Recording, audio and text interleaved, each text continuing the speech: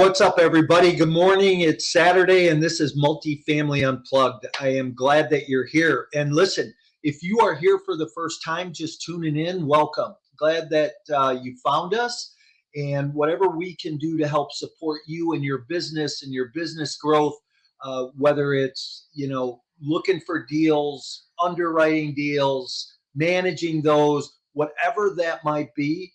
Don't hesitate to reach out. If we can help, we certainly will try and do that. And you know what? Follow us on social media because we're always bringing out new content, new information.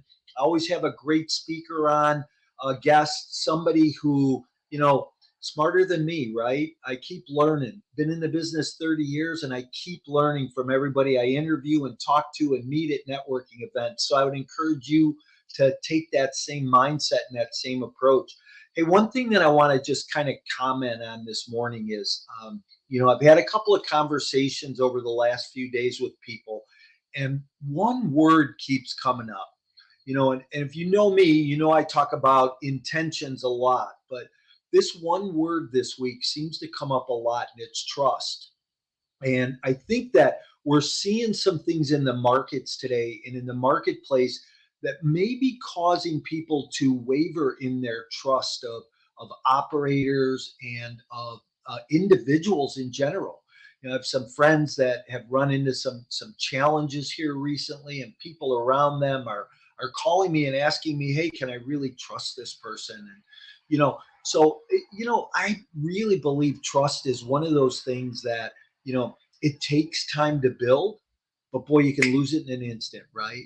So we have to live a life that is just filled with integrity, right? We have to walk in a direction that continually builds into others, builds into helping people know who you are at the core. What are your core values? What do you believe in? So I would just say, if you're looking at a sponsor today, if you're looking at a syndicator, make sure that you have that level of trust and rapport built with them, and that you're moving in a direction that is equal for both of you. At the end result, the goal is going to be the same.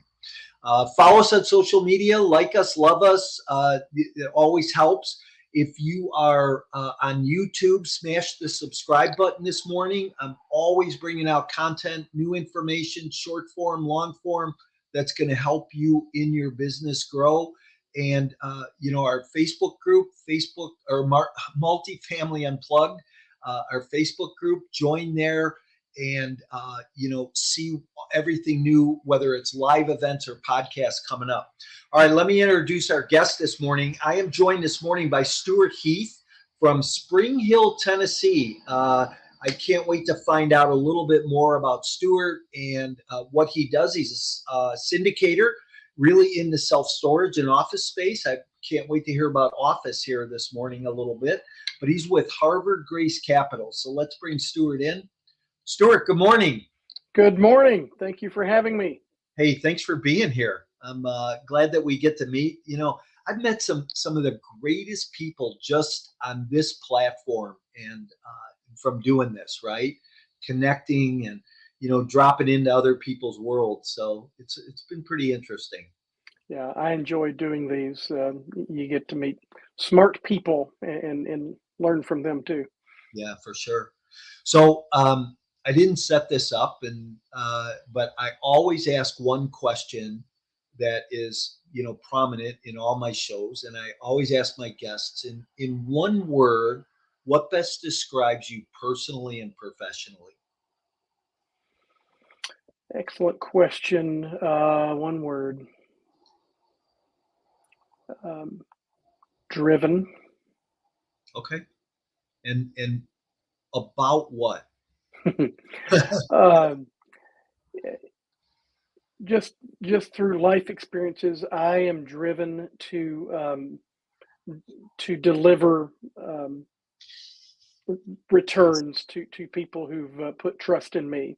Obviously, I'm trying to deliver returns for myself too, but I wake up most every day making sure that we are sticking to the business plan, which for what that I pitch to my investors and who put their trust in me.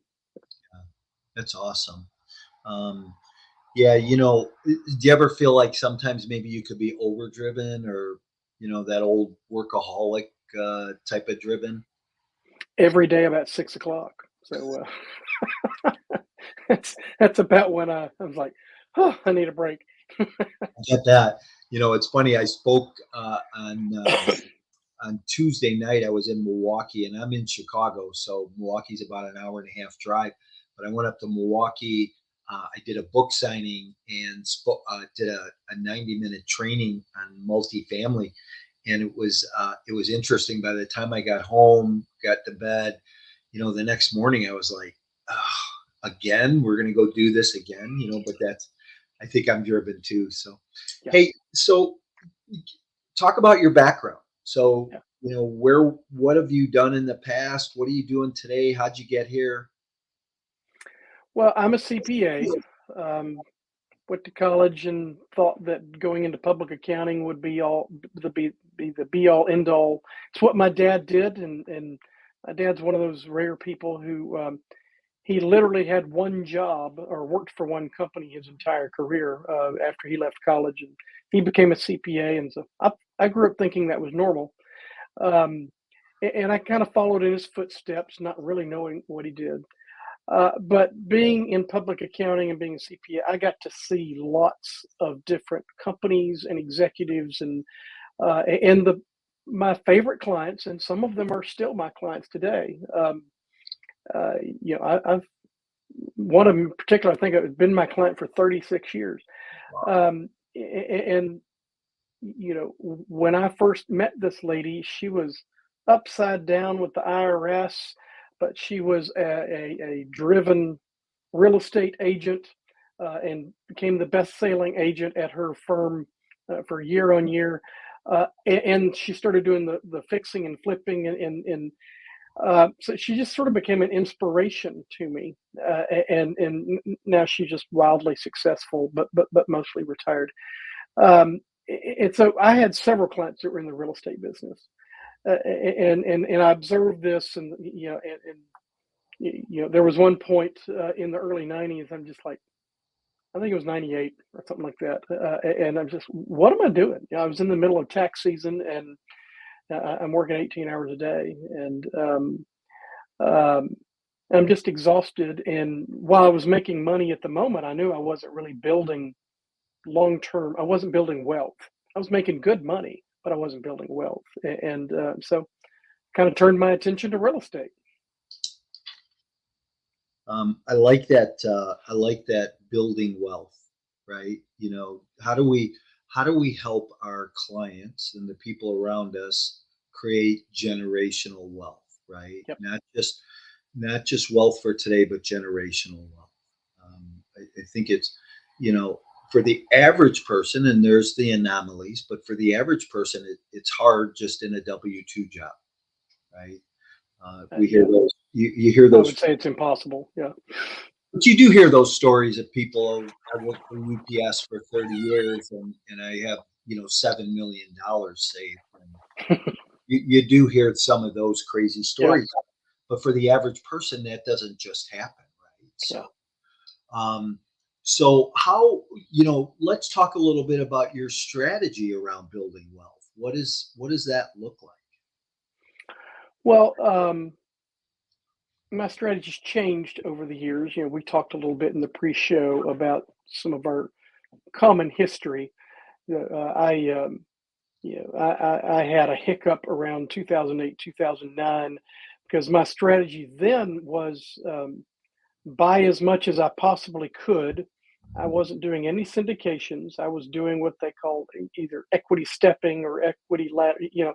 Buy this, hold it, operate it, wait a year and a half, uh, refinance it, pull out that equity, go buy something else. And so I had built up an awful lot of um, assets going into the 2008 crisis. Um, but there was no foundation. None of it was stabilized. So my philosophy these days is stabilized cash flowing properties. In the intervening years, I've studied and learned a lot about, all right, you talk about generational wealth. Well, where do the people that have generational, where did that come from? You can go back to some of the old families in Europe or the older families here. What do they in these family offices? What do they almost all have in common? They have a core investment in cash flowing real estate. Mm. It tends to be stabilized. It doesn't fluctuate much with value. It's cash flowing, which means it's income producing. It's not very sexy. In fact, it's really quite boring. But I've become in love with boring investments, since my high flying 2008 days. I love boring, and so to me, that's my strategy, and that's what I talk to investors about. And I find that people who even have wealth managers or what this idea of a foundation of cash flow is foreign to them. So, and it's just really, this ought to be 101. This ought to be the first thing you learn in investing. And what most people think is investing, I now think is gambling. Mm. And there's a place for that. I mean, I'm not against Bitcoin or IPO investing or any of that, but you ought to do it from a place of strength. Mm. That shouldn't be your first dollars out of your 401k. Yeah, 100%. I couldn't agree with that more.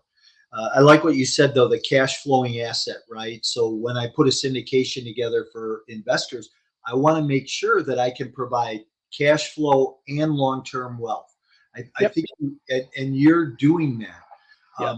The difference between what you do and I do, though, is I'm in the multifamily space. So I love apartments, right? But you like self-storage and office. And I talk about office a little bit right now because a lot of indicators and fundamentals say that office really is going to maybe go through another downturn here. What are you seeing in that space? Well, first I'll say there's about 6 subcategories of office. Hmm. I don't think that the financial news media is doing anybody any favors by trying to throw all office into one bucket. It's not. The second thing I say is, all real estate's local. And I'm sitting in one of our assets right now, and this is a suburban office. I managed this building for about 4 years before we bought it, and it's been full. And I wish I had 3 more just like it because I'm in a very well-to-do community. There is no other office space for a 3-mile radius, and if you're a doctor or a dentist or an insurance agent, I mean, this is the type of asset that you want to be in. The office that we do is what I call consumer-facing tenants. I think the problem area is going to come in Class A downtown office, central business district offices, where you've got businesses where employees go to work and then they go home. Uh, some people might call this asset that I'm in retail, and you can, because mainly consumers come here. And so, insurance agents, mortgage companies, like the doctors, your doctor is not going remote. Okay, he can't, and he's not coming to see you, so you're going to have to continue to go see your doctor. And there's a number of businesses that deal with consumers that are legally required to have office space, like real estate agents, like mortgage brokers, like insurance agents, and things of that nature. And there's just any number of those types. So technically, this is an office building, but I mean, it is. It's somewhere between office and retail. I mean, but all of my tenants here in this building, they deal directly with consumers. Similarly, some of our other are strictly medical office buildings. Again, I've already talked about doctors, and nothing's going to happen to MOBs, in my opinion. I mean, they're not going remote. Yeah. Uh, you know, um, but we're not pursuing central business district assets either. I think those are the ones that are going to have to go through some more pain. I listen to I think Augustino on your last show, and you're talking about they're converting um, some office to some of it storage, some of it multifamily, some of it's a combination of both. Uh, I think there's going to be a lot of that. Yeah, I would agree. So, I don't know that I ever looked at office that way, where, you've got medical office and then you've got, other offices where like Google will go in and they'll take, 5 floors, and they just did that in Chicago. Google was here in They just did it Chicago, in Nashville. and Yeah, now they pulled out, right? yeah. So they pulled out. So yeah, I think you're right that the central business districts are probably hurt. I think the number that I heard within the last few months in Chicago was that the absorption rate for office was 5 years right now. Yeah. That's a big number, right? For I think some of the bigger cities will have it worse than perhaps some of the other southern or Midwest, Southwest cities, is what I meant to say. Uh, for instance, going back to all real estate is local, Huntsville is a major market for us. It's our area of focus. And what's in Huntsville? Defense contracting. mm, Well, what do defense contractors do? Well, they they go into their office and they work on a lot of top secret stuff. A lot of them have to work, several hours a day in a skiff, which is a top secret electronic signals blocking space. And so, yeah, some of that's Class A office. We're not pursuing any of that, but I don't think Huntsville is going to go through a major Class A office space. Um, I think they might in downtown Huntsville for a little bit, but I mean, you're talking about a handful of buildings there. But again, you got to look at your specific market and understand what's going on there. So I like Huntsville as a market. I think it's always been a great market because of the NASA's there, and you've got the Air Force Base, and so we owned a number of units in the Huntsville market surrounding Madison and Decatur, Right. and but I know that being do you do self storage there also, because I know that's I the other do. class you like. So Yes. um, Yeah. talk about that business a little bit. Where do you see that business going? Well, as a numbers geek, my favorite thing about self storage is that it correlates so directly with multifamily. So we don't. We I'm not saying we won't. We haven't done multifamily yet. Most of it I find very expensive. Um, but I love the pattern. So right now in construction, as of last week, there's 14,653 apartment units under construction in Huntsville right now, Say and that number again. 14,653 multifamily units under construction. And are they coming out of the ground as A class? Most of those are A class. Okay. Yeah, Huntsville's a very high net worth, high income area, as you might imagine. Most everybody's literally a rocket scientist, and um, so we have a map, and we're looking for areas around all of these places because where multifamily goes, storage goes, and the need for it. And almost all the storage in Huntsville right now is 100% full, as is ours. We've done actually a niche within storage in that what we've acquired is all big units, which were originally built for RVs and boats back during 2020, and now there's a business class that sort of come in there and uses up a bunch of them. But uh, but we're looking at more traditional storage, the mix of units, 5x5s and 10x10s as well. So we're very keen on the multifamily market, but to me, doing storage is like doing multifamily, and with the profitability, you just don't have the toilets. You don't have that problem. Yeah. What do you when you're in that market, let's just say the Huntsville market, and you're looking at a self storage deal today, what's kind of the market cap rate for those today? We bought, I'll just give you an example. We bought this current facility we have at a 6.8 cap, which was which a good price, and you know everything's that came with 5 extra acres that we can expand on as well. So that's part of that purchase price. Um, we've already been offered by a major national player what would be the equivalent of a 6 cap. Mm. Without really spending a dime on the property. We have gone in there and raised rents and stuff like that, but this player is trying to acquire everything. Hardly anybody else is selling in Huntsville, and I doubt we will sell either at this time.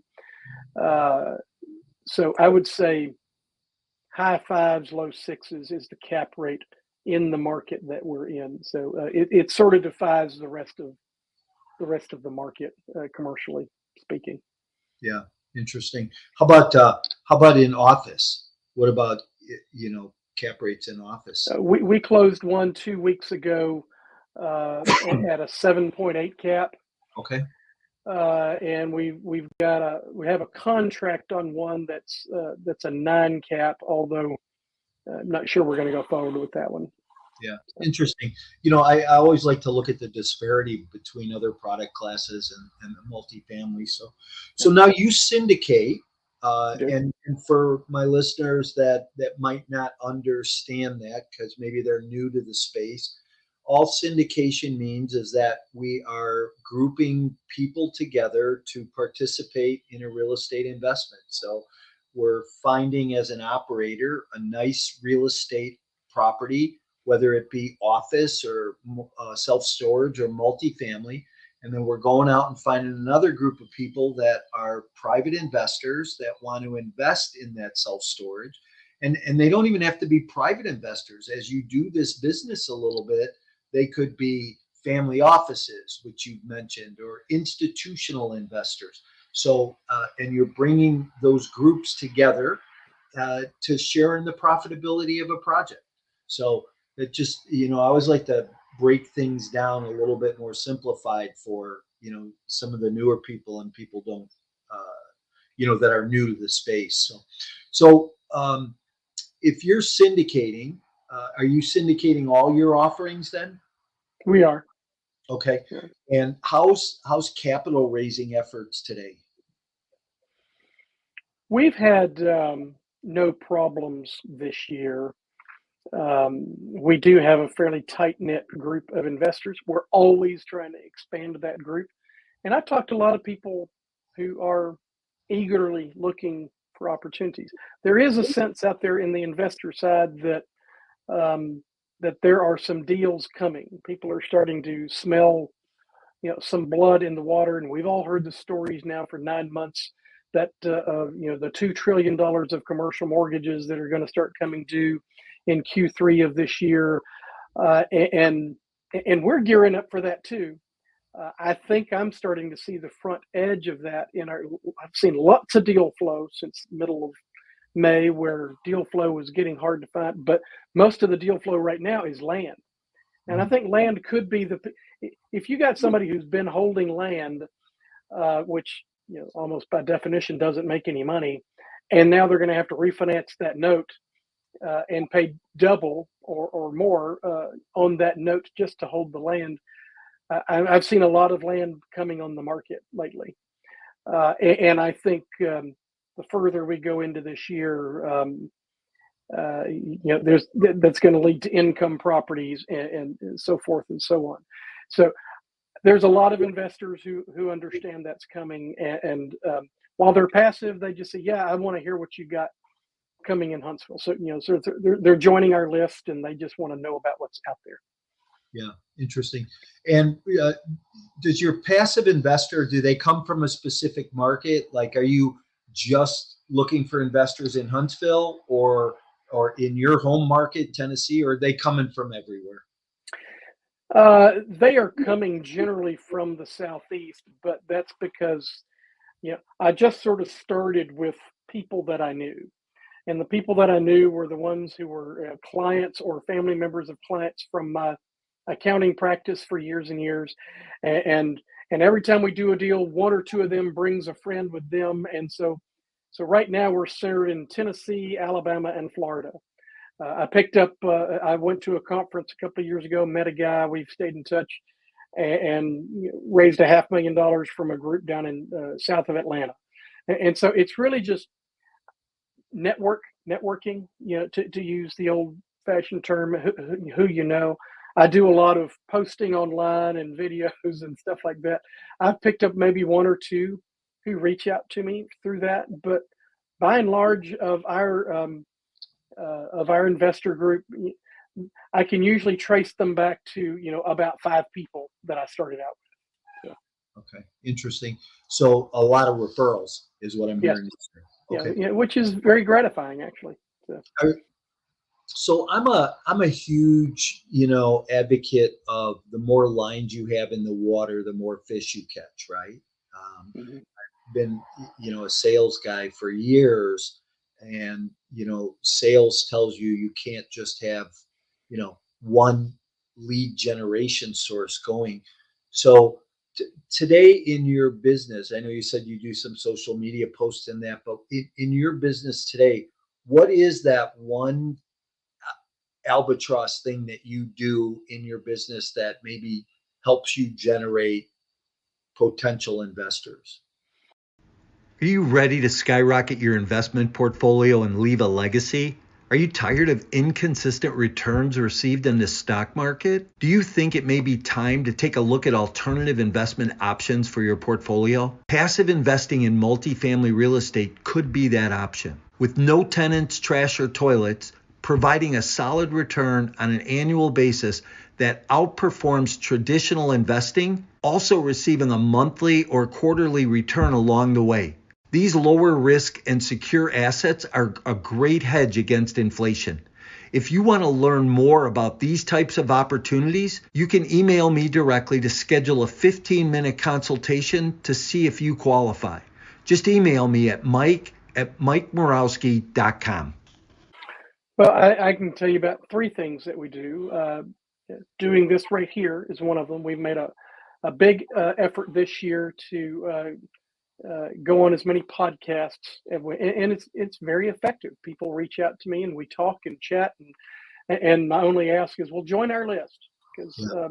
we only do a few deals a year, so likely when we chat, I won't even have a deal to pitch to you, but I still love talking to people about real estate. So Right. become a podcast guest.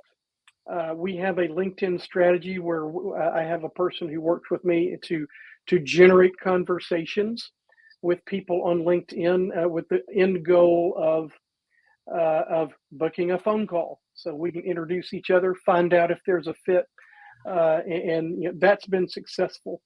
The least successful so far is we have a lead magnet strategy that we're trying to push forward on LinkedIn and Facebook, which is supported by video posts and whatnot. We have lots of we have lots of resources on our website. The one that we're talking about right now is a checklist for for passive investors on how to evaluate your passive investment sponsor. So how do you evaluate somebody like me?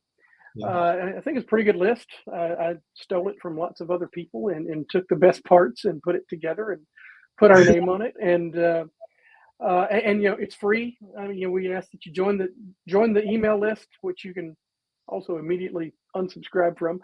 But download that, read it, and kind of tells you, how we see our side of the business. And I think it's a good resource. There's we have a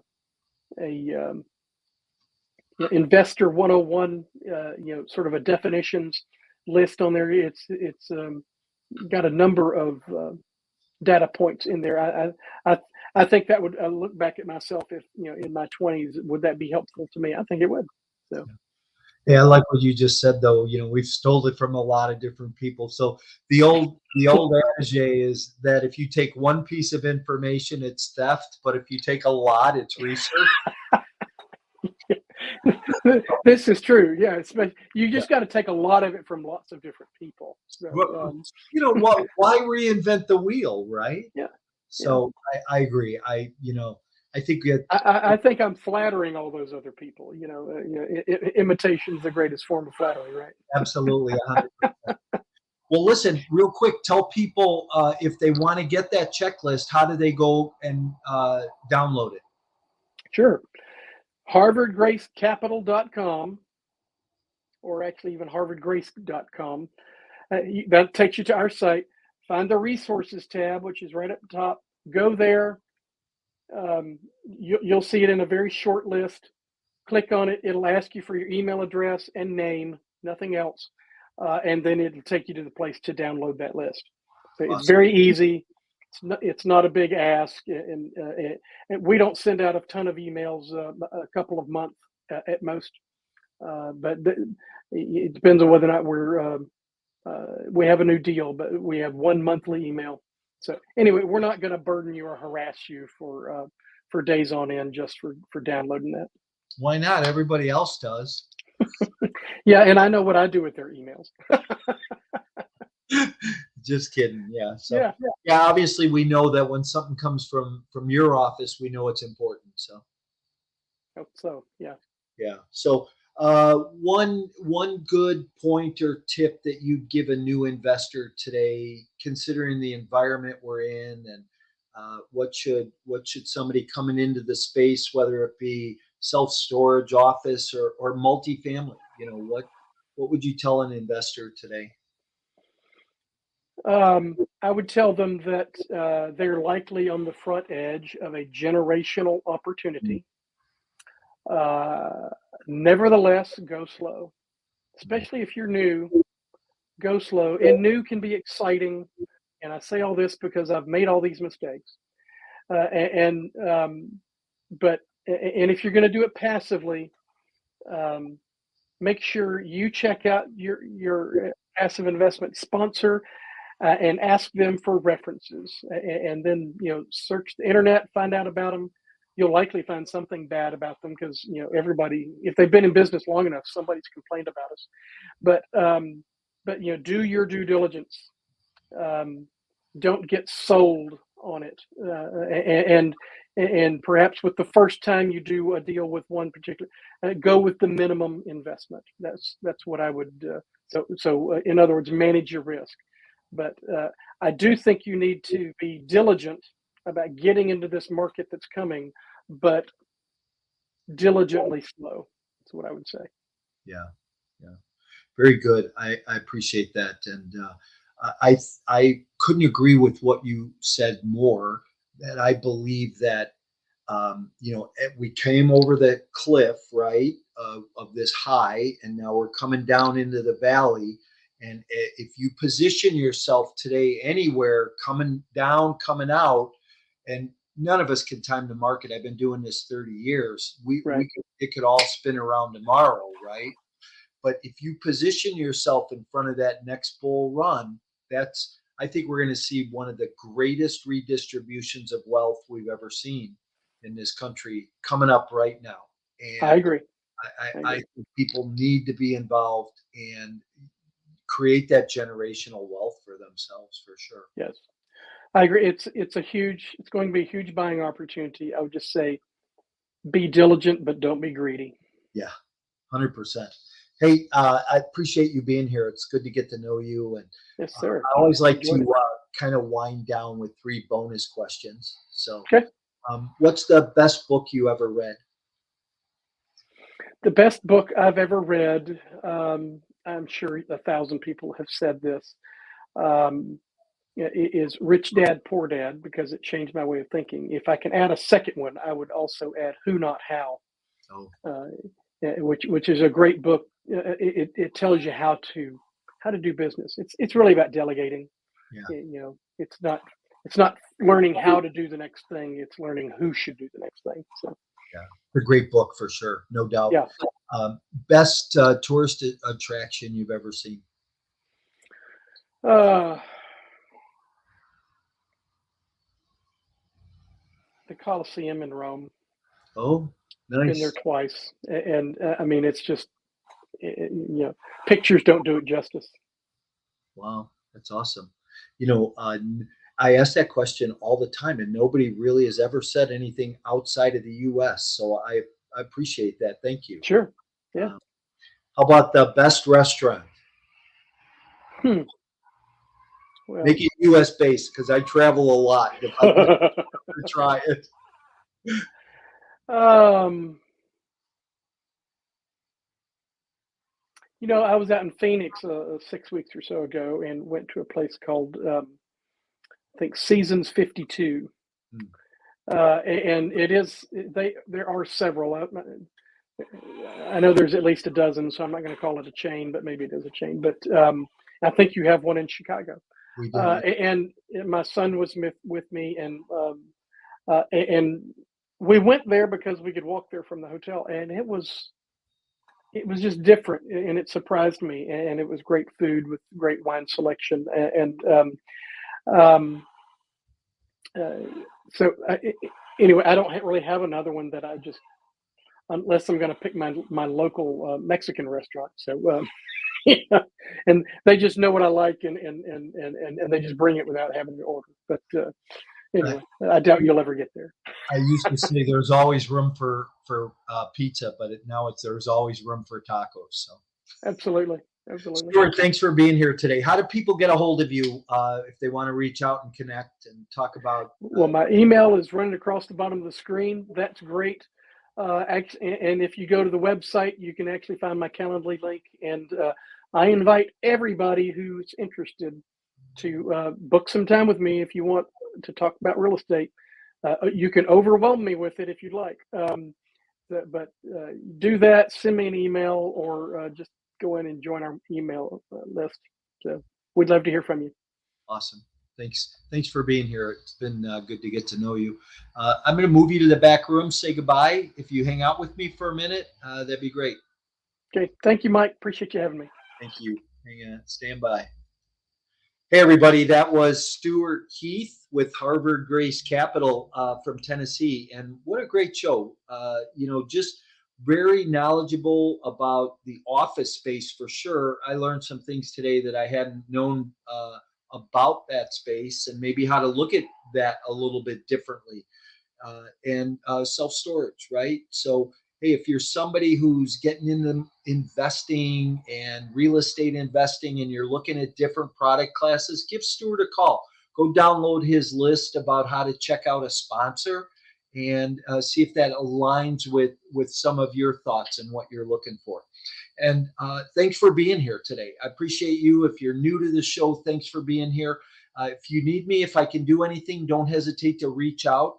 You can message me on any social media platform, but Instagram, LinkedIn, and email me directly. If I can answer questions or help you on your journey, I certainly would do that. If you want a copy of my book, email me and I'll get you a copy of that. And I want to encourage you to go join the Multifamily Unplugged Facebook group. In that group, there's all kinds of information every day, maybe live events coming up, places I might be speaking and traveling around to, information about speakers and people we've talked to, and opportunities for investment, whether it be active or passive for yourself. But hey, thanks for being here. We're here every Saturday morning at 10 a.m. Central Time. Multifamily Unplugged. Glad that you joined us today and certainly look forward to connecting with